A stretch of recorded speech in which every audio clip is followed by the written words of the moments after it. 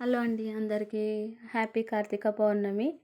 నా ముగ్గు ఎలా ఉందో కామెంట్ చేయండి. ఉదయాన్నే లేచి ఇల్లు మొత్తం క్లీనింగ్ చేసేసుకొని పిల్లలిద్దరికి ఫ్రెష్ అప్ చేసి నేను ఫ్రెష్ అప్ అయిన తర్వాత మార్నింగ్ పూజ చేయడం కుదరలేదండి.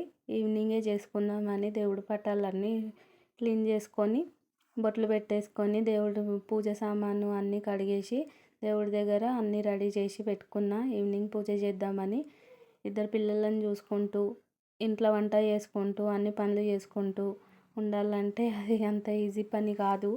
పండుగ అంటేనే పెద్ద పని. అలాంటిది నాకు ఈవినింగ్ 6 అయింది. 6కి నేను ఫ్రెష్ అప్ అయ్యి రెడీ అయిన తర్వాత ఈ విధంగా దేవుడి దగ్గర దీపారాధన చేసుకున్నా.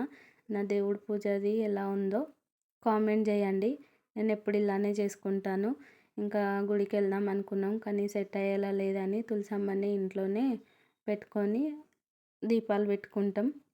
ఆ వీడియో నేను మళ్ళీ పోస్ట్ చేస్తాను. ఎవరైనా చూడండి ఇంట్రెస్ట్ ఉన్నవాళ్ళు.